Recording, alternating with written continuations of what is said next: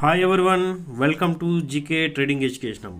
Present మనం మాట్లాడుకుంటున్నది 10 rupees below ఉండి కొంచెంగా ఫండమెంటల్ బాగున్న కంపెనీ గురించి మాట్లాడుకుంటున్నామండి. ఏఎఫ్ఐఎల్ అండి. ఏఎఫ్ఐఎల్ గురించి మాట్లాడుకున్నట్లయితే ఇది నాన్ బ్యాంకింగ్ ఫైనాన్షియల్ కంపెనీ అండి. RBI registered. తర్వాత rural and semi urban finance operating చేస్తుందండి. 28 బ్రాంచెస్ దీనికి ఉన్నాయి. 30 సేల్స్ పాయింట్స్ అనేది ఈ కంపెనీకి ఉంది. రాజస్థాను, మహారాష్ట్ర, మధ్యప్రదేశ్, గుజరాత్లో దీని ఆపరేటింగ్ జరుగుతుంది ప్రజెంటు. దీనికి 240 కోట్ల వరకు అప్పు ఉంది. Vehicle finance, business finance provide చేస్తుంది. అంతేకాకుండా సరల్ ఉద్యోగి లోన్ చేస్తుంది. సోలార్ లోన్స్ ప్రొవైడ్ చేస్తుంది. ఫార్మ్ ఎక్విప్మెంట్ ఫైనాన్స్ చేస్తుంది. లోన్ ఎగెనెస్ట్ ప్రాపర్టీ సర్వీస్ చేస్తుంది. కార్పొరేట్ లోను శాంక్షన్ చేస్తుంది. మహిళా ఉద్యోగ్ లోన్స్ కూడా ఇస్తోందండి.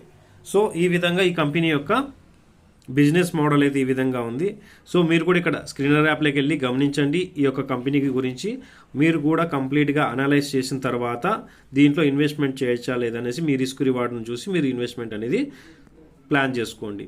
పార్ట్నర్స్ చూస్తే ఇక్కడ SBI, MAS finance, Hinduja Leyland, Manvia development and finance private limited, world business capital, Shriram transport finance company, ఏయుఎస్ఎఫ్బి.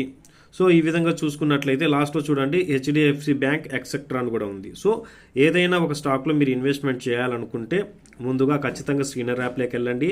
దాని యొక్క సేల్స్ ఎలా ఉంది, ఇంకా ఆఫ్టర్ ట్యాక్సెస్ తర్వాత ప్రాఫిట్స్ ఎలా ఉన్నాయి అనేసి అన్నీ గమనించండి. ప్రమోటర్ హోల్డింగ్ నాకు తెలిసి దీంట్లో 45% ఏమో ఉందండి. 50% ఎబో ఉంటే ఇంకా బాగుంటుంది.